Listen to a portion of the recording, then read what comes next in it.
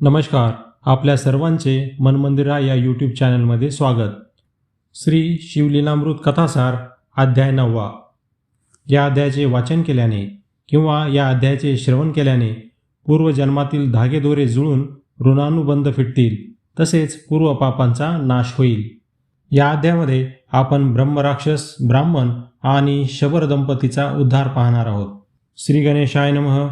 जेथे शिवनामाचा निरंतर घोष असतो तेथे जन्ममरण व संसारभय या गोष्टी नसतात. ज्यांना शिवनामाचा छंद लागलेला आहे त्या भक्तांनी कधी काळालाच जिंकलेले असते.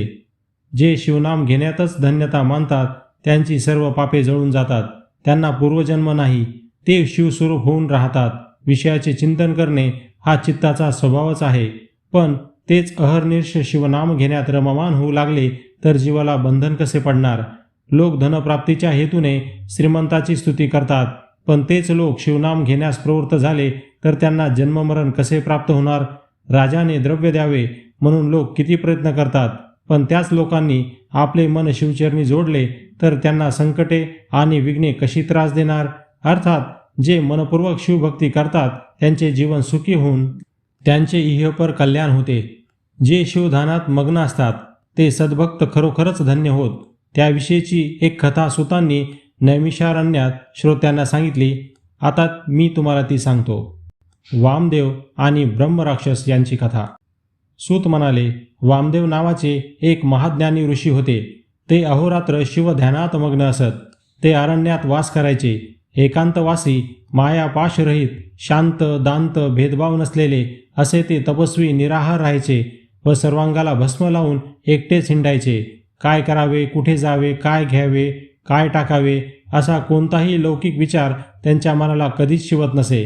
ते सर्वत्र शिवस्वरूपच पाहायचे. खेद नाही, भेद नाही, राग नाही, लोभ नाही, शोक नाही, मानापमान नाही, घरदार नाही, दारपुत्र नाही, कसलाही संग्रह नाही असे परमविरक्त आणि इंद्रियावर संपूर्ण विजय प्राप्त केलेले ते ऋषी अत्यंत क्षमाशील, दयाळू व कृपाळू होते. ते नेहमी मौनव्रत धारण करून असायचे. अर्थात ज्ञानचर्या व शिवस्मरण यांच्याशिवाय अन्य कोणतेही व्यर्थ संभाषण ते कधीच करत नसत. त्यांच्या रूपाने या सृष्टीत जडजीवांना तारण्यासाठी जणू स्वतः शिवजीच स्वच्छेने संचार करत होते. कार्यकारण भाव, विधिनिषेध व प्रवृत्ती निवृत्ती या सर्वांच्या पलीकडे गेलेले देहातील असे ते महात्म्य नित्य आत्मस्वरूपच तल्लीन असत आणि पंचमहाभूतांचा विलय करून पिंड ब्रह्मांड जाळून भेदरहित होऊन विश्वरूप होऊनही विचरे विश्वा माझी या उक्तीप्रमाणे सर्वत्र निर्हेतुक हिंडत असत. अशा प्रकारे शिवस्वरूपास प्राप्त झालेले वामदेव एके दिवशी निर्जन अरण्यातून भटकत होते. तेव्हा एका महाभयंकर ब्रह्मराक्षस त्यांच्या दिशेने धावत आला. त्याचे कपाळ शेंदुराने माखले होते. त्याच्या भयानक मुखातून भलीमोठी जीभ बाहेर लोंबत होती. त्याचे डोळे निखाऱ्यासारखे होते. तो तहान भुकेने व्याकुळ झाला होता. तो महाहिंसक, अतिशय ओंगळ व सर्व काही खाणारा होता. वामदेवांना पाहून तो त्यांच्या अंगावर धावून गेला आणि त्यांना जोराने आवळले. तर काय आश्चर्य, परिसाच्या स्पर्शाने लोखंडाचे तत्काळ सुवर्ण व्हावे त्याचप्रमाणे त्यांच्या अंगस्पर्शाने त्याची मती पालटली. त्यांच्या अंगाचे भस्म त्याच्या अंगाला लागताच हिंसक वृत्तीचा लोप होऊन तो सात्विक वृत्तीचा झाला. पण आपल्या अंगाला झगटल्यामुळे एका ब्रह्मराक्षसाचा उद्धार झाला आहे याचेही त्यांना भान नव्हते.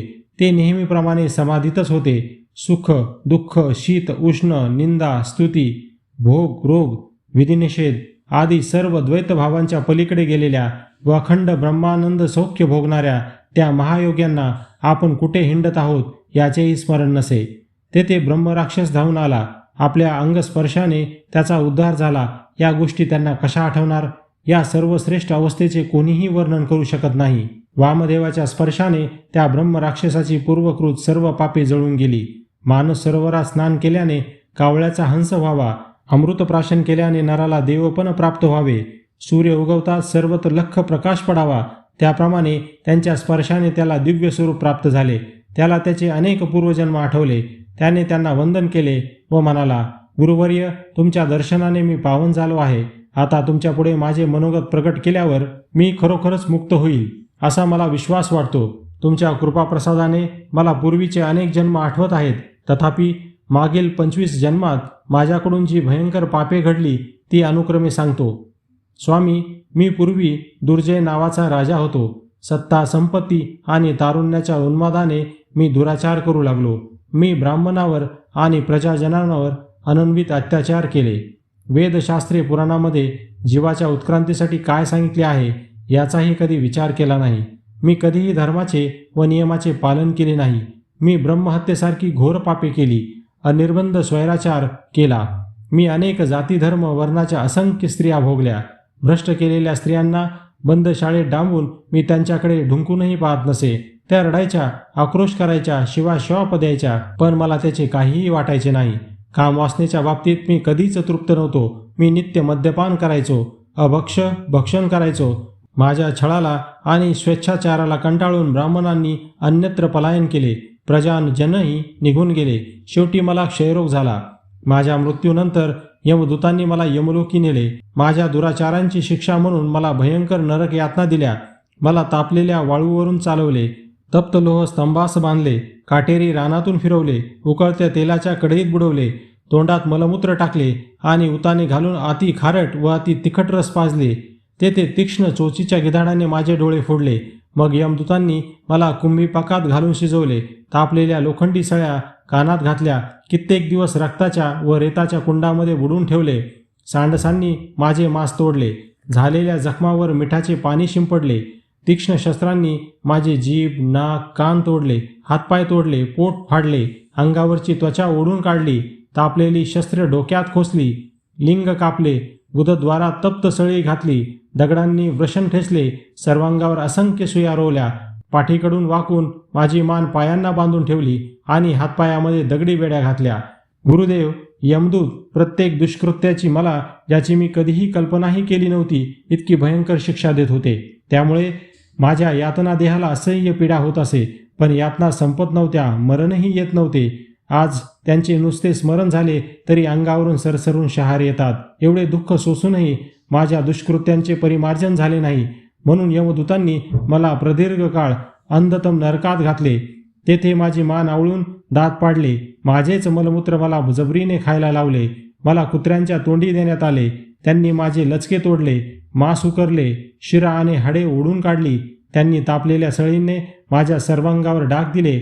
उखळात घालून तप्त लोखंडी मुसळ्यांनी मला चेचले. नाकातून तीक्ष्ण औषध रस आत ओतले. विंचवांनी भरलेल्या विहिरीत ढकलले. भयंकर विषारी नाक डसवले. पेटत्या मशालींनी भाजले. पायामध्ये जड दगड बांधून अधांतरी टांगलेल्या तलवारीच्या धारेवर बसवले. उंच पर्वतावरून निर्दयतेने खाली ढकलून दिले. माझी आतडी काढून मलाच खायला घातली. उंचावर उलटे टांगून क्रोधाने जोरात आपटले. लोखंडाच्या टोकदार काट्यावर उभे केले. विंचवाच्या अंथरुणावर झोपवले. मोठाले दगड घालून मस्तक छिन्न विच्छिन्न करून टाकले. लोखंडाचे चणे गरम करून तोंडात कोंबले. ओठ धरून फाडले. तापलेल्या शिगा नाकात खुपसल्या. उलटे टांगून मानेला जड पाषाण बांधले. भुकेलेल्या वाघांच्या व अस्वलाच्या तोंडी दिले. हत्तींच्या पायाखाली चिरडले. उकळते पाणी पाजले. करवतीने शरीराचे 8 भाग कापून वेगळे केले. भूतांकडून भेडसावले. सगळे सांधे पिरगाळून मोडले. जमिनीत अर्धे पुरून बाण मारले. सुळावर पालते झोपून मुसळांनी प्रहार केला. अंगावर दगड बांधून अतिशय खोल विहिरीत ढकलले. इतकेच नव्हे तर काचा आणि शिसे यांच्या उकळता रसही पाजला. अशा प्रकारे मी 3000 वर्ष भयंकर नरक यातना सोसल्या. यमदूतांनी माझे हालाहाल केले. एवढे दारुण दुःख भोगूनही माझे प्राण गेले नाहीत. मग त्यांनी मला व्याघ्र योनीत जन्म घातले.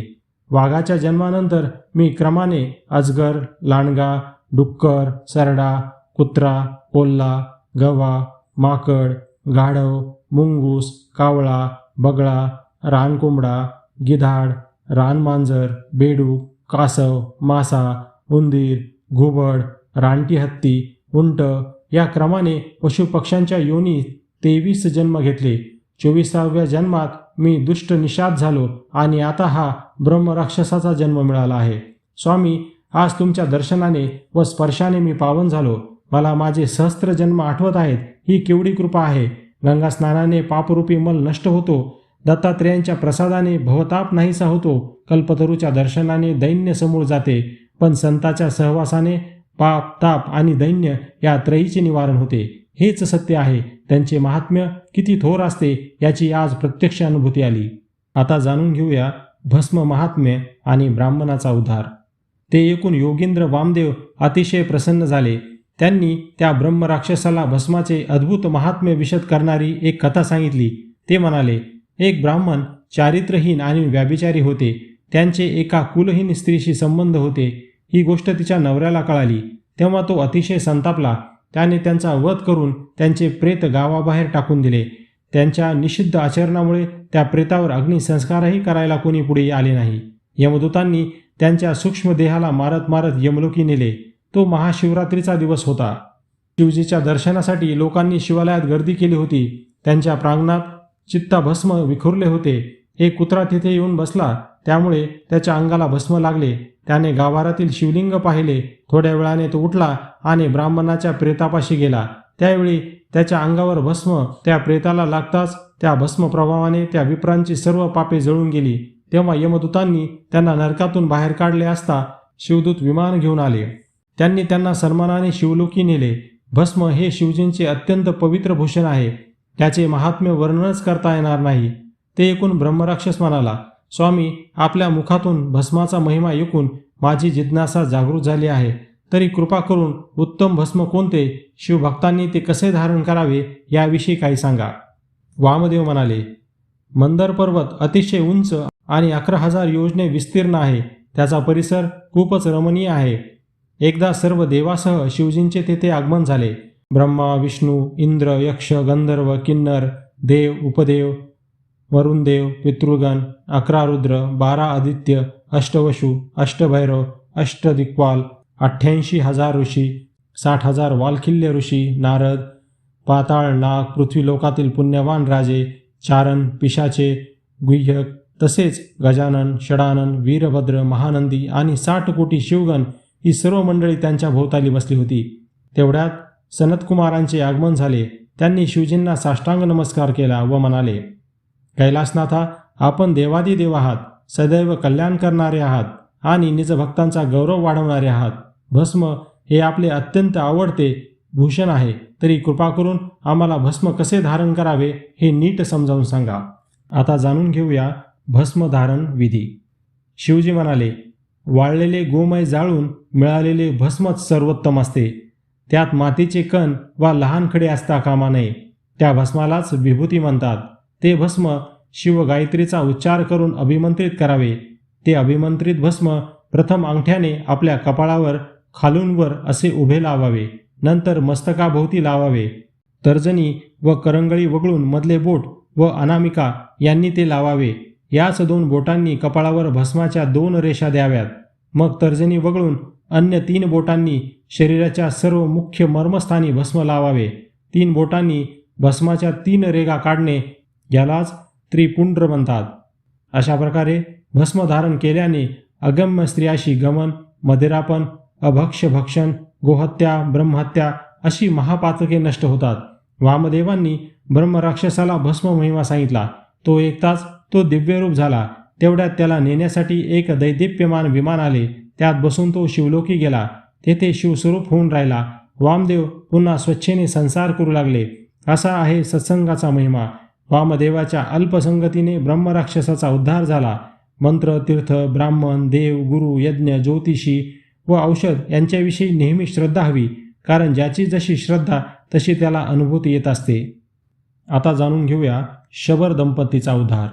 सूत पुढे म्हणाले, श्रोते हो, जो मनुष्य श्रद्धेने नित्य भस्म धारण करतो त्या भक्तावर शिवजींची कृपादृष्टी असते. जो मनुष्य त्यांना भस्म वाहतो त्याच्यावर ते नेहमीच प्रसन्न असतात. याविषयीची एक कथा मी तुम्हाला सांगतो, ती ऐका. पांचाल देशाचे राजा सिंहकेतू अर्जुनासारखे पराक्रमी होते. एकदा आपल्या सैन्य दलासह ते शिकारीला गेले होते.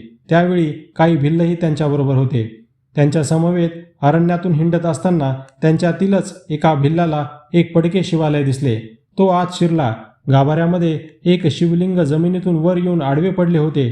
त्याने ते शिवलिंग राजांना दाखवले. तेव्हा ते म्हणाले, शबरा, हे शिवलिंग अतिशय चांगले आहे आणि तुला मोठ्या भाग्याने मिळाले आहे.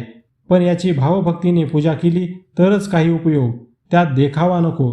कारण काही लोक मोठेपणा मिरवण्यासाठी मूर्ती स्वच्छ करून ठेवतात आणि पूजेचा डामडौल करतात. त्यांनी देवांचा बाजारच मांडलेला असतो. धूर्त लोक ब्राह्मणाचे रूप घेऊन यात्रेत हिंडतात व भोळ्या बाबड्या भाविकांना लुबाडतात. वाटमाऱ्या करणारे साधूंच्या रूपाने लोकांना नाडतात. या त्यांच्या बाह्य रूपाला अर्थ नाही. त्याचप्रमाणे अंतःकरणात भक्तिभाव नसताना देवपूजेचे स्तोम माजवणे व्यर्थ असते. भिल्ल म्हणाला, महाराज, हे शिवलिंग मी घरी नेतो. मी याची नेहमी पूजा करील. ती पूजा कशी करावी हे तुम्हीच समजावून सांगा. सिंहकेतूंनी त्याला पूजेचा अगदी साधा विधी सांगितला व म्हणाले, शबरा, पूजेचे अनेक प्रकार आहेत, पण मी तुला सहज जमेल असा सोपा विधी सांगतो आहे. येथे एक गोष्ट लक्षात ठेव. चिताभस्म पवित्र मानतात. ते शिवजींना अतिशय प्रिय आहे. म्हणून रोज नवे चिताभस्म मिळते का बघ. कारण जे निष्ठावंत शिवभक्त असतात ते आधी चिताभस्म वाहून मगच शिवजींना नैवेद्य दाखवतात.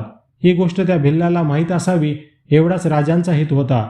रानावनात राहणाऱ्या त्या भिल्लाला रोज नवे चिताभस्म मिळाले नाही तर याची पंचायत होईल हे त्यांना माहीत होते. म्हणून त्यांनी आधीच साधा पूजाविधी सांगितला होता. पण त्यांच्या बोलण्यावर त्या भिल्लाचा पूर्ण विश्वास होता. दैवयोगाने शिवलिंग सापडले आहे तर चिताभस्म अर्पण करूनच त्याची नित्यपूजा करायची असे त्याने ठरवूनच टाकले होते. मृगया झाल्यावर राजा नगरात परतले. भिल्लाने ते शिवलिंग प्रयत्नपूर्वक आपल्या घरी आणले. आपल्या पत्नीला अरण्यातील व्रत सांगितले. तिलाही आनंद झाला. शबराने एका सुमुहूर्तावर त्या शिवलिंगाची प्राणप्रतिष्ठा केली. मग ती दोघे शिवजींची नित्य पूजा अर्चा करू लागले. तो भिल्ल नगरातील स्मशानातून रोज नवे चिताभस्म घेऊन यायचा. ते त्यांना व्हायचा. आरती झाल्यावर त्याची पत्नी घरातून नैवेद्य घेऊन यायची. तो नैवेद्य अर्पण केल्यावर ती दोघे हात जोडून शिवस्तवन करत असत. अशा प्रकारे कित्येक दिवस ते दाम्पत्य शिवपूजन करत होते. एकदा शिवजींनी त्यांच्या निष्ठेची परीक्षा पाहायचे ठरवले. त्या दिवशी शबराने सर्वत्र हिंडून खूप शोध घेतला, पण त्याला चिताभस्म मिळालेच नाही. तो निराशेने घरी परतला. तेव्हा त्याची पत्नी म्हणाली, नाथ, चिताभस्म मिळाले नाही. आता शिवजींचे पूजन कसे करायचे? त्यांना नैवेद्यही दाखवता येणार नाही. आजपर्यंत त्यांच्या सेवेत अशी अडचण कधीच आली नव्हती. ते शंभू आपली परीक्षाच पाहत आहेत जणू. शिवसेवेचा वसा कठीण असतो हेच खरे, पण हतबल होऊन कसे चालेल? शिवपूजेत खंड पडून चालणार नाही. तुम्हाला चिताभस्मच हवे आहे ना? मग स्वयंपाकघरात जाऊन मी स्वतःला दहन करून घेते. तेच चिताभस्म वाहून तुम्ही शिवजींची यथाविधी पूजन करा. शबरी शुचिभूर्त होऊन पाकगृहात गेली. तिने भगवान शंकराचे स्मरण करून स्वतःच्या वस्त्रांना अग्नी लावला. त्या धडधडत्या अग्नीत तिचा देह जळून भस्म झाला. शबर पाहतच राहिला. धन्य धन्य ती शबरी, धन्य तिची शिवभक्ती. आपल्या आराध्य दैवताच्या पूजन सेवेत खंड पडू नये म्हणून तिने आत्मसमर्पण केले. तेच चिताभस्म घेऊन शाबर पूजास्थानी आला आणि आसन मांडून अत्यंत आदराने शिवलिंगाची पूजा करू लागला. त्याने शिवजींना चिताभस्म वाहिले आणि तो नैवेद्याची वाट पाहू लागला. त्याचा एक नियम होता. तो शिवपूजेतून कधीही उठत नसे. त्यावेळी त्याची पत्नीच नैवेद्य घेऊन येत असे. त्या दिवशी तो शिवपूजेत इतका निमग्न झाला होता की आता आपली पत्नी हयात नाही याचेही त्याला स्मरण नव्हते. शिवजींचे एक वैशिष्ट्य म्हणजे ते सर्व अपराध क्षमा करतात, पण नैवेद्याला उशीर झालेला त्यांना अजिबात चालत नाही. तसे झाल्यास ते रागवतात. शबरांनी हे ऐकले होते. म्हणून नेहमीच्या सवयीने त्याने पत्नीला हाक मारली व म्हणाला, अगं, उशीर करू नकोस, नैवेद्य घेऊन ये बरं.